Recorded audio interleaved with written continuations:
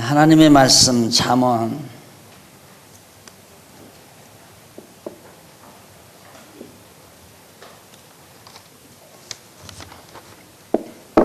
23장 13절.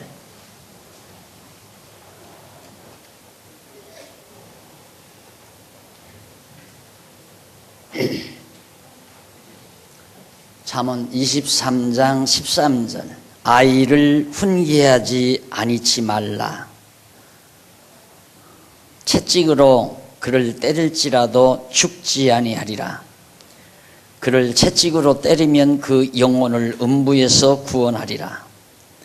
내 아들아, 만일 네 마음이 지혜로우면 나 곧 내 마음이 즐겁겠고, 만일 네 입술이 정직을 말하면 내 속이 유쾌하리라. 16절까지 봉독했습니다.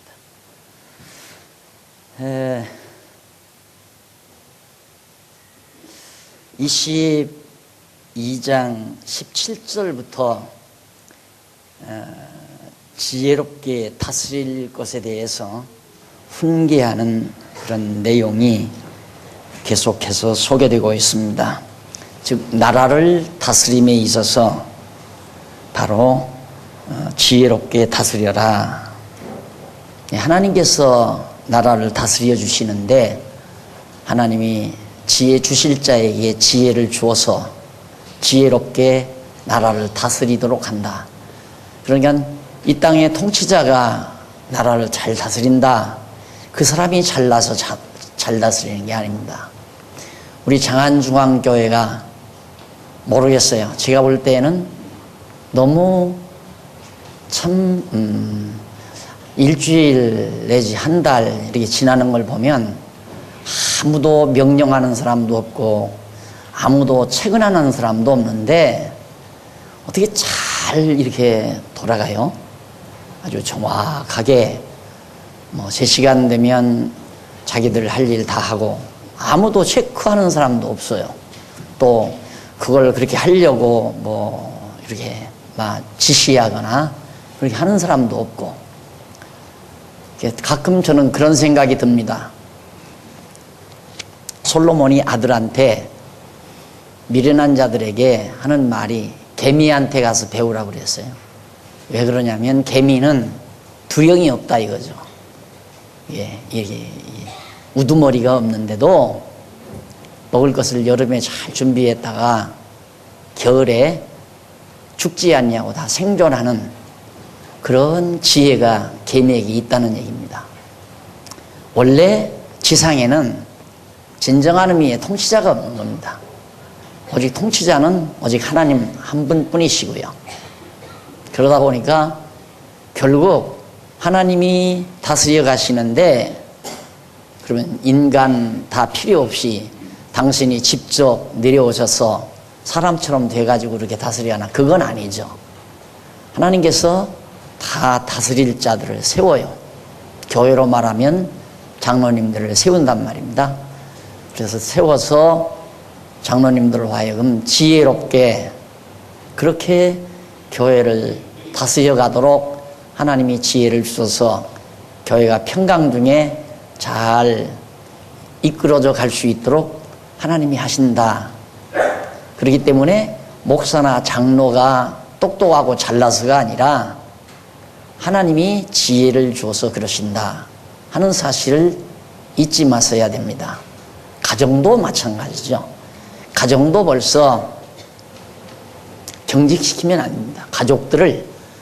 그러니까 소위 호주제도, 유교적 문화풍토에서 남편이 호주가 됐댔죠. 그러니까 가정의 주인이다, 제일. 호주. 그러다 보니까 남편의 권위가 과거에 하늘을 치솟죠. 한번 하면 건너방에서 저 사랑방에서 벌써 기가 팍 다 꺾이잖아요. 버럭해서도 기가 꺾이고 하면 그런 여파가 아직도 조금씩은 남아있지만, 그런 거 보면 저는 좋은 세상 잘 살아버린 것 같아요. 그래도 어쨌든 내가 안 해도 남자 라고 좀 대우를 해주잖아요. 뭐 숭늉도 떠다주고 뭐 때로는 좀 뭐 이렇게 받들어 섬기는 것처럼. 근데 사람이 거기에 길들여지면 참 치졸해지는 거죠. 별것도 아닌 존재가 남에게 자기를 섬기라고 은근히 기대하고 섬기도록 압력을 가하고 정말 치졸한 인간이죠. 그래도 기독교 문명이 한국에 100여 년 동안 자리 잡으면서 결국 서구 바람이 불어오고 그런 나머지 이제 다 무너져 버렸는데, 가정에 호주가 잘나서 가정 세워가는 거 아닙니다. 하나님께서 가정도 아름답게 다스려 가는데 지혜를 주어서 지혜로 다스려 간다. 그렇기 때문에 나라를 다스림에 대한 훈계 가운데서 지혜롭게 다스릴 것을 훈계하는데, 오늘 이 13절로부터 26절까지는 여호와 경외하는 지혜로 부모를 즐겁게 해라 하는 얘기입니다. 부모를 즐겁게 해라. 여호와 경외하는 지혜로서. 자, 나라 다스리는 일에 왜 또 부모가 등장하는가? 그 의미를 잘 파악을 해야죠. 지금 이 지혜를 말하는 자는 솔로몬 왕입니다.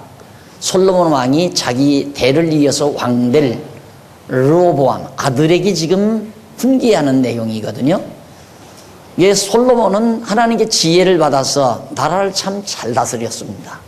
이스라엘 역사상 40년 동안 그렇게, 물론 사사시대도 더러 그런 때가 있었지만은 통일왕국 시대에, 왕국 시대에 전쟁 없이 정말 풍요롭게 평화롭게 그렇게 산 역사가 없습니다. 이게 솔로몬이 잘 다스려서 그런가? 아니죠. 하나님께서 솔로몬에게 지혜를 주어서 그런 겁니다.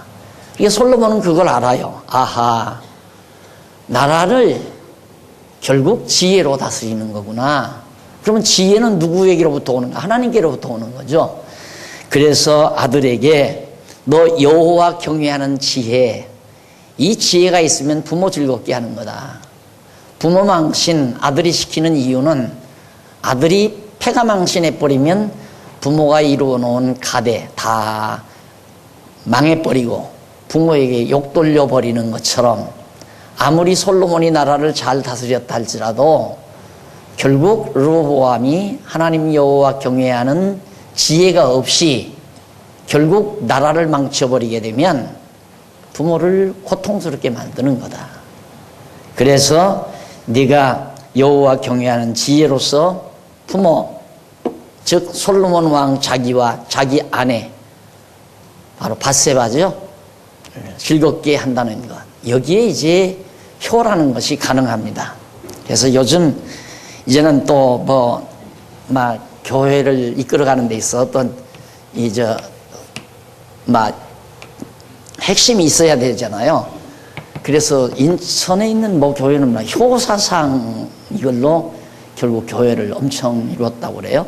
또 뿐만 아니라 서울에 있는 큰 교회 하나도 그냥 그 효를 강조하고 이북에서 넘어온 분들인데, 그렇게 해서 이제 교회를 이루었는데, 그것도 지금까지는 그게 먹혔죠. 왜? 유교의 잔재, 유교의 그런 사상적 잔재가 남아있는 세대들이기 때문에 그게 먹혔지만 앞으로는 그게 안 먹힙니다. 안 먹히면, 그러면 성경은 효를 부정하느냐? 아니죠. 그 효라고 하는 것이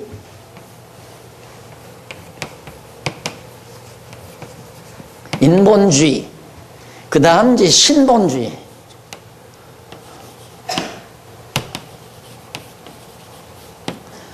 신본주의에 대한 인본주의적인 효와 신본주의에 대한 효가 전혀 근본적으로 다릅니다. 인본주의의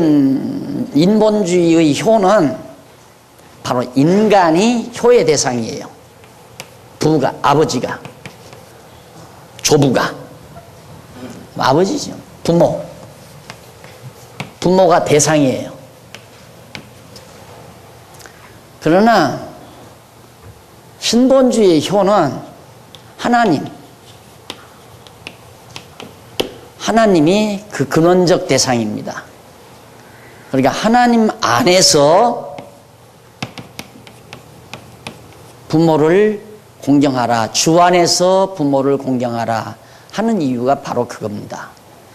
그러니까 주 안에서 부모를 공경한다는 건 뭐냐면, 부모가 하나님을 경외하며 살면 자식도 당연히 하나님 경외하고 사는 것이, 그것이 진정한 효다 그 말이에요.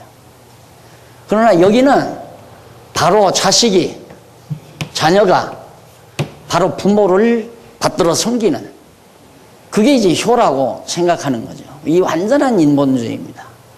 신본주의는 하나님 경외하는 안에서 하나님 경외하는 부모처럼 너도 하나님을 경외하면 부모를 즐겁게 하는 거다. 부모를 경외하는 게 아닙니다. 아버지 어머니가 경외한 하나님을 자식들도 경외하고 살면 어머니 아버지가 즐거워한다 이 말이에요. 어머니 아버지가 즐거워하는 것이 효로 나타나는 것입니다. 그러니까 여기서는 결과죠. 결과로 나타나지만 여기는 원인으로 나타나요. 원인. 자녀가 부모를 섬기는 것이, 그것이 근원적인 거예요. 이것은 자녀도 하나님 경외하고 부모가 섬기는 하나님 경외하고 살면, 자녀가 살면 부모를 즐겁게 하는 결과가 되다 보니까 결국 그것이 효가 된다 하는 얘기예요. 이게 효가 목적이 아니에요. 효가 목적이 아니고 결과다. 이것은 원인, 목적이죠. 자식이 부모 경외하는 것이 목적이에요. 여기는 결과로 나타나는 거고, 자식이 아버지 어머니가 섬기던 하나님을 자식이 경외하고 살면 따라서 어머니 아버지가 즐거워하기 때문에 결과적으로 효가 되지는 거다. 전혀 다르죠? 그런데 그것도 알지 못하고 자꾸 유교적인 효를 교회 안에서 강조하고 가르치고, 이것은 바로 인식의 부족이고 이해의 착각이라고 말할 수가 있습니다. 오늘 솔로몬이 말하는 네가 여호와 경외하는 지혜로 부모를 즐겁게 해라. 전제가 여호와 경외하는 지혜입니다. 자, 그러니 저도 이렇게 경험해 보니까요,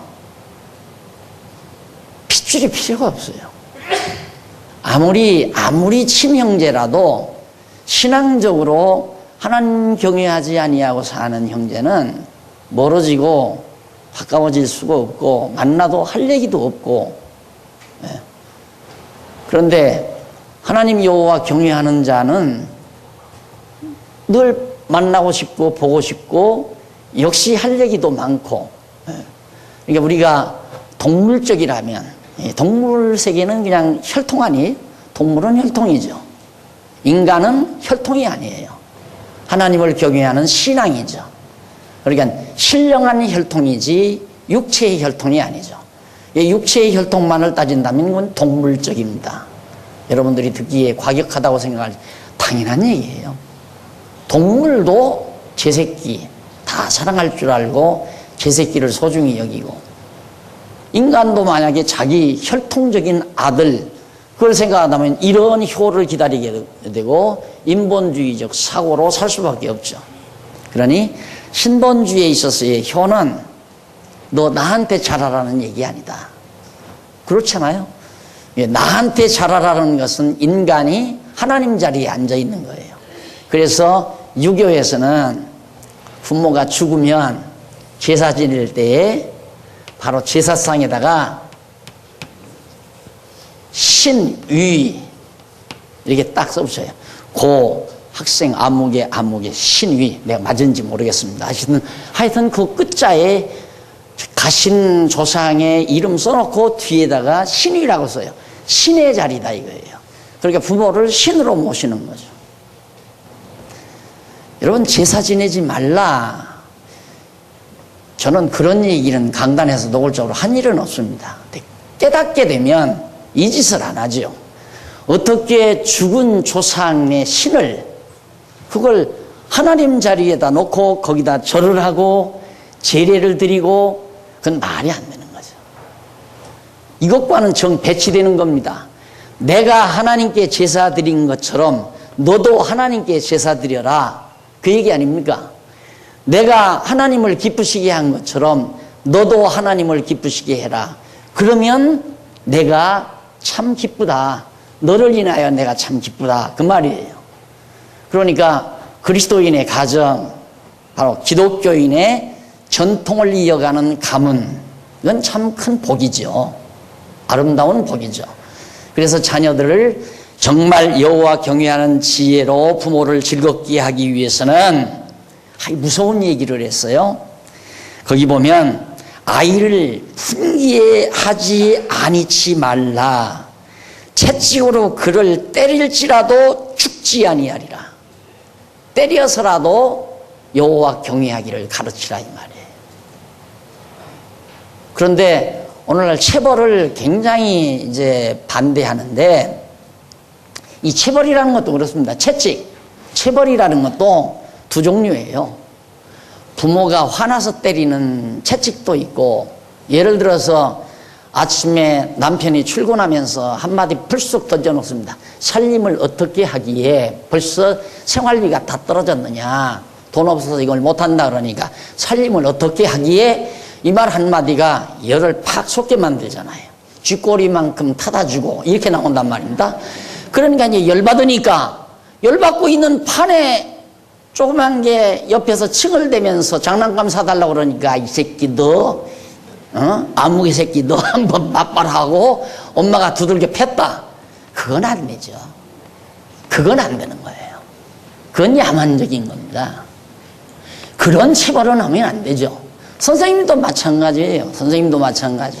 딱 교무실에서 하고 있는데 교장 선생님이 2학년 몇 반 선생님, 그 몇 반 학생들은 또 어떻게 지도하기에 어쩌고저쩌고 하니까 열을 탁 받았다 이거예요.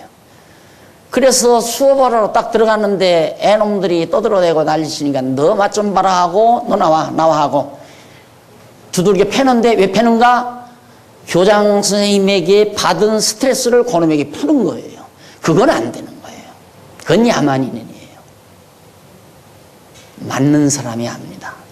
이 채찍이 사랑의 맨지 폭력인지를 알고 있는 거예요.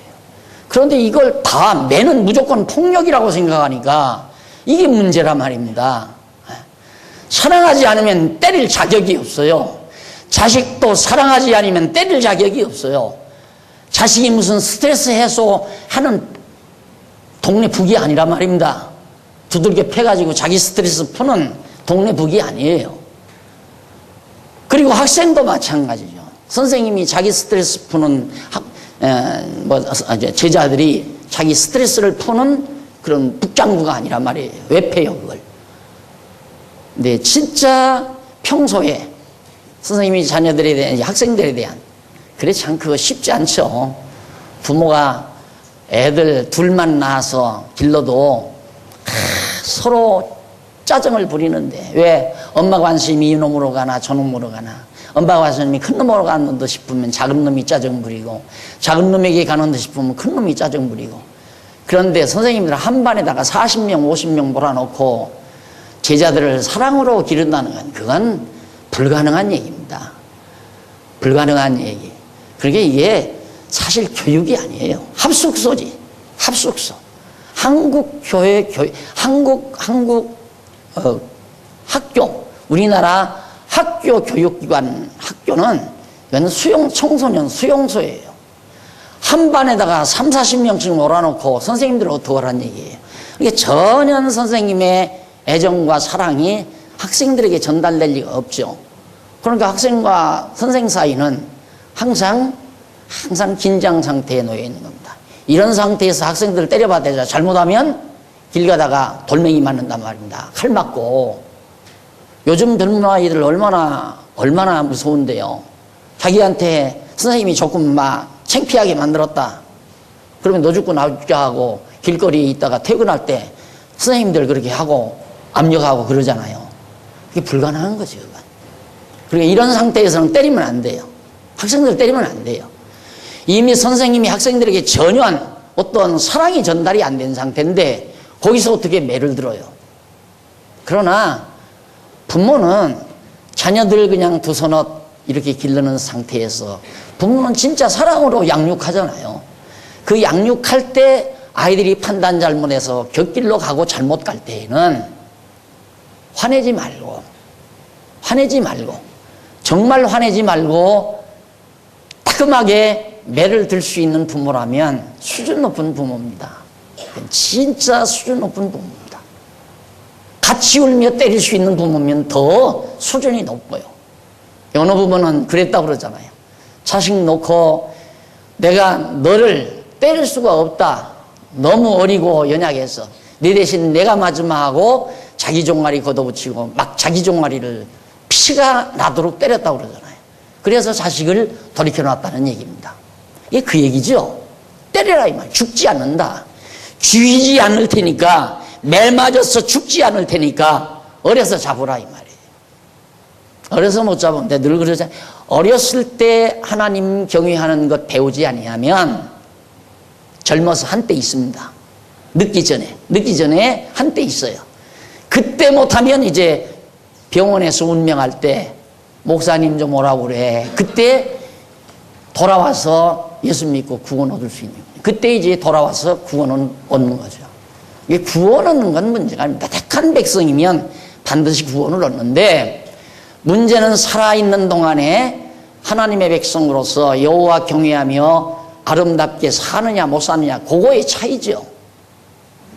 그러니까 솔로몬은 아들에게 반드시 자식 때려도 근데 이미 장가 가서 그러고 있으면 틀렸어요. 끝났어요.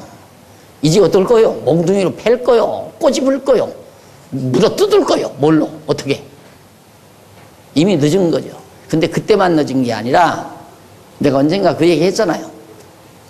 어느 젊은 어머니가 아이를 하나 낳아가지고 교육 전문가한테 상담을 받으러 갔다 그러잖아요. 이 얘기를 어떻게 교육을 시켜야 됩니까? 하고 그렇게 물으니까 늦었습니다 그러더래요. 교육은 이미 늦었습니다. 이제 난 지 얼마 안 됐는데 얼마나 늦었느냐, 왜 그렇게 늦었느냐니까 이미 1개월 이상 늦었다 이거예요. 나는 그보다 더 얘기를 합니다. 몇십 년 늦었다 이 말이에요. 이미 그 아이를 낳는 어머니 아버지의 인격적 소양이 문제입니다. 어떤 인격적인 소양을 가지고 그 아이를 하나님께로부터 선물로 받았는가 매우 중요한 거죠. 굉장히 중요한 겁니다. 그러니까 어머니 아버지의 모든 기질과 성격 이런 것들이 종합적으로 아이에게 전달되는 거 아니겠어요? 이게 부전자전이라는 말이 그런 데서 나오는 거거든요. 아버지 아들 있는다 이면 성격도 있고 생각하는 것도 있고 다. 그러니까 뭐 1년이 늦어진 게 아니라 몇십 년이 늦어진 거고 더 나아가서는 조상적부터 아담 때부터 그런 것들이죠. 그러니까 그런다 하더라도 적어도 태안에 들었을 때부터 교육은 시작이 돼야 되죠. 어차피 이제 부부가 만났는데 어쩔 거요. 서로 우리 뭐 검은 머리 팥불이 되도록 살자고 만났는데 이제 만나서 살면서 하나님께로부터 귀한 선물 받았는데 그때부터 교육을 시작을 해야죠. 그렇게 해서 어려서부터 조물주를 기억하고 살도록 가르치는 것은 부모의 책무라는 얘기입니다. 그래서 솔로몬이 아들에게 바로 지혜로 여호와 경외하는 지혜로 부모를 즐겁게 하라고 26절까지 그렇게 기록되어 있는데 한번 읽어보십시다. 14절 그를 채찍으로 때리면 그 영혼을 음부에서 구원하리라. 15절 내 아들아 만일 내 마음이 지혜로우면 나 곧 내 마음이 즐겁겠고 내 마음이 지혜로우면 나도 즐겁다 그 말이에요. 자녀들이 지혜롭지 못해가지고 늘 좌절이나 하고 절망이나 하고 늘 원망이나 하고 짜증이나 부리면 부모 집에 들어갈 마음 없지요. 그렇잖아요. 자식들이 그러는데 집에 뭐로 들어가겠습니까? 들어가 봤댔자 우그러진 자녀들의 얼굴 불만, 불평투성이, 자, 그런 자녀들을 놓고 집에 들어가고 싶은 부모가 어디 있겠어요? 자녀들이 당당하게, 아주 당당하게 이 거친 세상을 헤치면서 힘있게 살아가는 모습을 보면 그거 이상 부모들이 즐거운 게 어디 있습니까? 뭘 더 바라겠어요? 치졸하게 용돈이나 바라고 뭐 좋은 옷이나 사주기를 바라는 그런 치졸한 부모는 없을 거 아닙니까? 자, 그러면서 16절 내 아들아, 만일 네 마음이 지혜로우면 나 곧 내 마음이 즐겁겠고, 만일 내 입술이 정직을 말하면 내 속이 유쾌하리라. 그만큼 자녀들이 아주 정직이란 말은 고든 거죠. 고든 거라고 하는 것은 늘 말씀드리듯이 정직은 상대적이에요. 인간 세계에서는. 그러니까 인간 세계, 인간적인 정직이란 웃기는 겁니다. 힘이 정직인데 뭐. 힘이 만들어낸 정직이에요. 힘이 이것이다 하면 그게 정직한 거예요. 옳은 것이고. 힘없는 사람은 아무리 옳은 걸 얘기해도 그건 옳은 게 아니에요. 그러니까 야만 세계지요. 인간 세계란. 이 정말 신앙 세계, 하나님의 말씀 세계가 아니면 인간 세계는 뜯어놓고 보면 어느 것 하나 야만적인 세계 아닌 게 없습니다. 힘이 통하는 세계, 물리적인 힘이 통하는 세계, 강압적인 권력이 통하는 세계. 아니, 권력이 어떻게 인간을 지배하느냐 이 말입니다. 안 그래요? 권력의 지배를 받는 것은 말이 권력이지, 사자나 호랑이 힘을 권력이라고 말하는 거예요. 동물적 힘이에요. 권력이라고 하는 것이. 뭐 권력은 백성으로부터 나온다. 이거 다 허울 좋은 얘기예요. 권력은 백성으로부터 나온다. 이런 얘기는. 백성 속여가지고 표받았다고 해서 그게 권력이 백성으로부터 나온 겁니까? 말이 안 되는 얘기죠. 나 이 얘기는 하지 말아야지. 근데 또 열받으니까 이런 얘기하면. 세속적인 얘기 하라면 진짜 열받죠. 그러니까 난 야심한 밤에 여기서 일하고 늦게 들어가면 대부분 이제 그 시사 토론 그런 건 가끔 보는데, 하다 보면, 듣다 보면 열받으면서 듣지 말아야지 하면서도 시대를 알아야 되니까, 이 시대 상황을 좀 알아야 되니까, 그래서 듣기는 듣습니다. 말도 안 되는 얘기들이죠. 따지고 보면. 그리고 결론도 없어요. 이제 이 판단은 듣는 여러분들이 시청자 몫입니다. 그 말이야. 뭐로 해요, 그걸. 그럴 바에야 뭐로 하느냐 이겁니다. 뭔가 정확하게 이것이다라고 말해주지 못할 바에야. 그러니까 답이 없다는 얘기예요. 시청자 몫이라는 말은 답은 없는 거니까 알아서 살라 그 말 아닙니까? 그거 뭐로 들어요? 스트레스. 거기에서는 해결의 답이 없다는 얘기예요. 제가 성경을 좋아하는 이유는 거기를 뛰어넘는 아름다운 세계를 찾을 수 있으니까. 그것으로 내 머리를 정돈하고 살 수 있으니까. 그것으로 내 뇌리를 정돈하지 못하면 괴로워 못 살아요. 괴로워 못 살죠. 증오심이 불타서 못 살고, 막 반항하고 싶어서 못 살고. 그런데 하나님의 귀한 말씀이 뇌리를, 두뇌를 정리해 주니까 편안하잖아요. 그리고 세상에 돌아가는 모든 일들을 이렇게 바라보면서 내 세계를, 이 신앙의 세계를 더욱 밝히 누릴 수 있는 기쁨이기 때문에 그래서 좋아하는 겁니다. 이런 것도 너무 분명하냐. 너무 깨끗하고 분명한 거예요. 이런 것이 정리 안 되면 참 괴롭죠. 정말 괴롭죠. 이것들이 왜 나한테 효도를 하네? 이렇게 나올 거 아닙니까? 그러면 자식들한테도 열받는 거예요. 이것들이 왜 안 찾아와 이게 늙어가면서 이제 괴로운 거 아닙니까? 네, 그게 아니에요. 아무 바라는 게 없죠. 부모라면 내가 섬기고 살던 하나님 너도 섬기고 살아라. 그러면 내가 한없이 기쁘겠다. 이 한 가지 소원밖에 없으니까 얼마나 깨끗하고 분명한 생각입니까?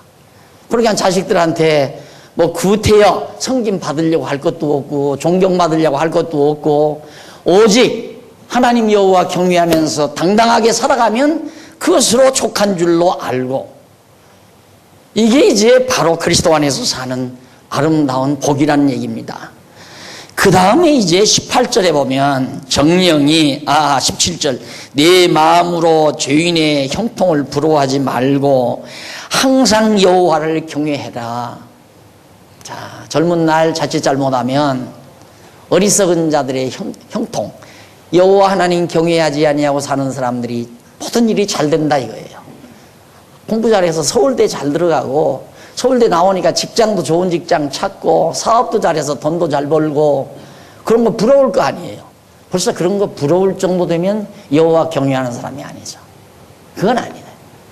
그런 것 절대 부러워하지 말아라. 그리고 여호와 경외해라. 왜? 여호와를 경외하는 것이 그만큼 그 지혜가 값지다는 얘기입니다. 너무너무 값진 것이다. 그러면서 참 솔로몬 아버지다운 아버지예요. 18절 정령이 네 장래가 있겠고 네 소망이 끊어지지 아니하리라. 절대 여호와 하나님 경외하지 아니하는 자들의 형통함을 부러워하지 말고 여호와 잘 경외하고 살아라. 장래가 있는 삶이다 이 말. 장래가 있는 삶이다. 소망이 분명한 거죠. 예, 그렇게 살아가면 좌절하지 않습니다. 사람의 아름다운 모습이 어디냐면, 아름다운 모습은 아주 거만하고 나태하고 아주 느끼한 데 있는 게 아니라, 아름다운 모습은 비록 어려운 시련을 겪지만은 조금도 주저하지 아니하고 낙심하지 아니하고 당당하게 그 시련을 디디면서 밝게 헤쳐나가는 모습, 참 아름다운 모습이죠. 참 멋있는 모습 아닙니까? 우리 교회도 그런 분들이 더러더러 많이 있습니다. 물론 다 멋이 있으시지만은 그래도 정말 참 어려운 가운데서도 죽지 않고 병원에 실려가지 않고 아주 당당하게 그렇게 나오는 겁니다. 제가 표현을 이렇게 해줍니다. 그거로 향해서 내가 멋있다 이 말. 진짜 멋있다 이 말.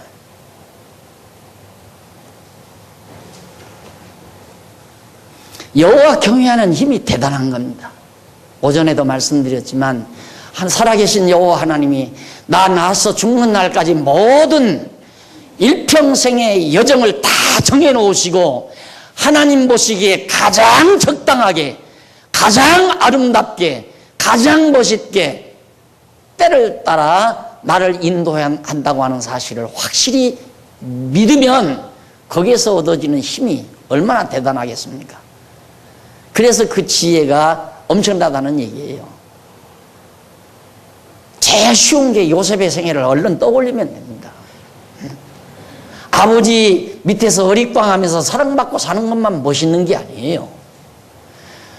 애매하게 형들의 미움 받아가지고 애매하게 정말 타국에 가서 종로로 타며, 종로로 타다가도 또 애매하게 감옥까지 들어가도 실망하지 않고 좌절하지 않고 당당하게 여호와 하나님 경외하면서 하나님의 약속을 믿고 소망하며 견뎌내는 요셉의 그 멋있는 모습, 그것이 바로 우리들의 모습이어야 된다 하는 얘기입니다. 정령이 네 장래가 있겠고 네 소망이 끊어지지 아니하리라. 내 아들아 너는 듣고 지혜를 얻어 내 마음을 정로로 인도할지니라. 아들아 내 아들아 너는 듣고 지혜를 얻고 지혜를 얻어 내 마음을 정로로 인도할지니라. 정로 여기 다 써가지고 내가 왜 이렇게 한꺼번에 다 하나님의 길 이게 다 정해놓으신 길 아니에요. 정로. 다윗, 솔로몬, 르호보암, 이게 정로죠. 이게 바른 길. 하나님이 그렇게 인도한다 이 말이. 그러니 네 마음을 그쪽으로 향하라. 지혜 있으면 절로로 향하지, 안 그래요? 지혜 없으면 바로 이쪽으로 향하는 거고, 지혜 있으면 하나님이 정하신 뜻, 다윗의 가문에서 왕이 끊쳐지지 아니하리라고 정해놓으시고 언약하신 그 길, 그 길로 내 마음을 이끌어라. 딴 데 마음 두지 말라.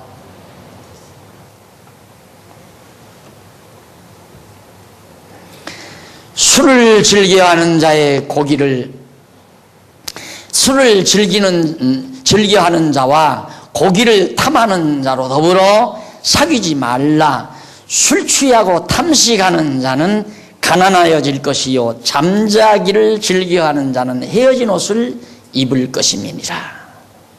이거 벌써 태만에 빠진 사람이에요. 그냥 육체의 쾌락이나 추구하는 사람. 고기 술안주에 술로 만취해서 헬렐레 하며 태만을 부리고 사는 사람. 이건 가난해진다 이 말이에요. 그러니까 결국 지혜를 얻어서 정로로 향하지 아니하는 사람은 뭘로 살겠어요? 육체 쾌락 취할 수밖에 없어요. 사람이 육체라고 하는 것은 편안하면 편안할수록, 다시 말해서 정신세계가 마비되면 마비될수록 육체는 짜증내지는 겁니다. 그러면 이걸 활성화시켜야 되잖아요. 육체를 활성화시키는 방법은 쾌락을 추구해야 돼요. 우선 제일 쉬운 방법이 노래방이죠. 노래방에 가서 한 곡 불러대면 흥분되잖아요. 그 다음 좀 단계가 깊어지면 한잔 해야 돼요. 그래서 한잔 하고 나면 이제 또 좀 달라지죠. 그래 한동안 술을 먹고 삽니다. 근데 이제 술도 안 받아. 술로도, 그래 내 거듭 얘기지만 육체의 쾌락이라고 하는 것은, 정신세계가 결여된 육체의 쾌락은 반복되면 반드시 마비가 된다. 그 감각이 마비가 돼요. 그러니까 이제 그거 가지고는 안 되는 거예요. 그거보다 더 센 거. 그러니까 술도 처음에는 뭐가 제일 약합니까? 맥주인가요? 맥주 한 잔씩 살살 합니다. 그러다가 이게 깊어지면 그 다음 소주인가요? 소주 빼갈, 그 다음 이제 안 돼요. 아무리 독한 걸로도 안 돼. 그러니까 그 다음에는 뭐 마약을 해야 돼요. 완전히 인간 모든 두뇌, 마약이라고 하는 건 인간 모든 두뇌를, 정신세계를 지배하는 두뇌를 완전히 꽉 마비시켜 버리면 육체는 육체대로 이제 붕 뜨는 거죠. 그래 좋은 거예요. 그래서 막 황홀경에 빠지는 거죠. 나 안 해봐서 잘 모르겠는데 황홀하대요. 그렇게 좋답니다. 그게 천국이래요. 그래 그걸 놓겠어요? 그렇게 갈 수밖에 없는 거예요. 이 길이 아니면 그쪽 길로 갈 수밖에 없다고 말이에요. 그래야 살죠. 안 그러면 어떻게 살아요? 인간이 뭘로 살아요? 밥 먹고 옷 입었다고 사는 게 아니잖아요.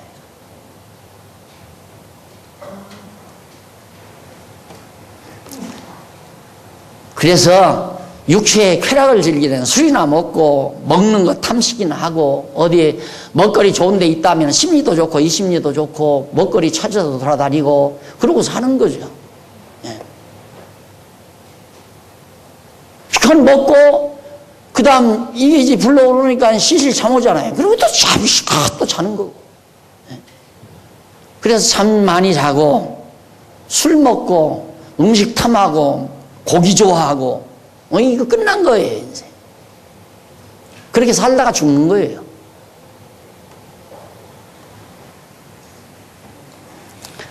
너 낳은 아비에게 청종하고 내 늙은 어미를 경히 여기지 말지니라.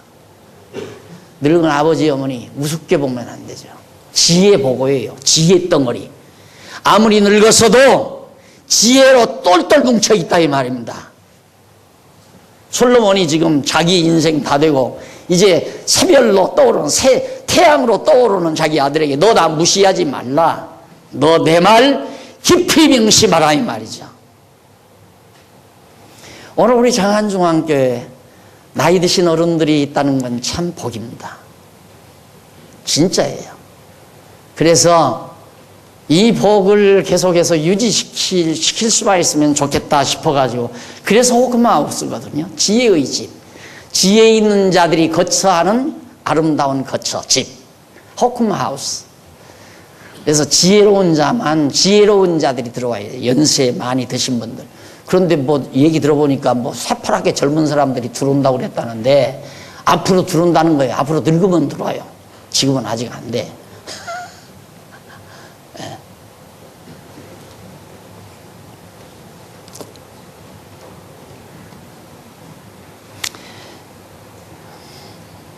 나 젊을 때는 다 우습게 보이죠. 나 부모 다 늙고 나이 많이 들면 아유 아버님 뭘 가서 상관하지 마십시오. 내가 더 지혜롭다 이거지. 내가 더 지혜롭다. 진리를 사고서 팔지 말며 지혜와 훈계와 명철도 그리할지니라. 지혜와 명철과 지혜와 훈계, 진리, 지혜, 훈계 이게 다 같이 맥이 통하는 것들입니다. 이거 얻었으면 팔아먹지 말라 이 말이에요. 잘 간직해라. 아무것하고도 바꾸지 말라. 지혜는 아무것하고도 바꾸지 말라. 진리도 그렇고 명철도 그렇고 아무것하고도 바꾸지 말라. 그만큼 값진 거다 그 말이에요.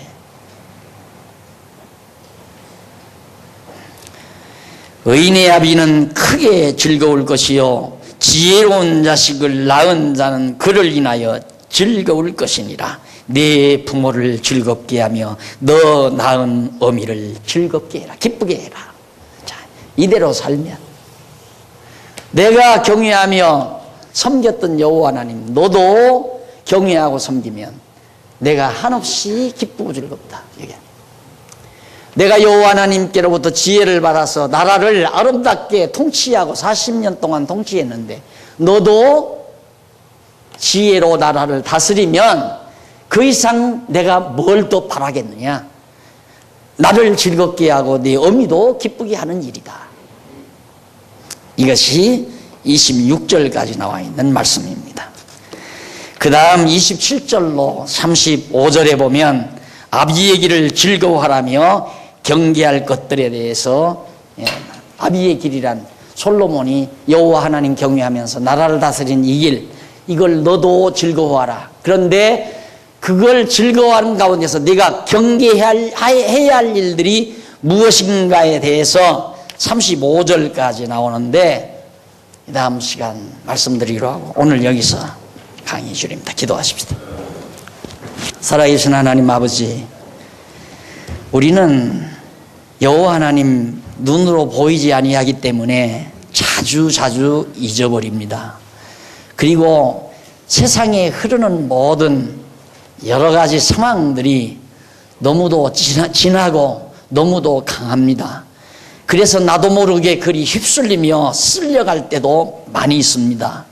하나님 아버지, 오늘 말씀 주셨사오니 정신 차리게 하시고 정말로 조상 대대로부터 앞으로 계속해서 여호와 하나님 경외하는 아름다운 성도의 가문을 이루면서 즐겁고 평안하게 하나님께 영광 돌리며 사는 우리 성도들의 가정이 되도록 역사하시옵소서.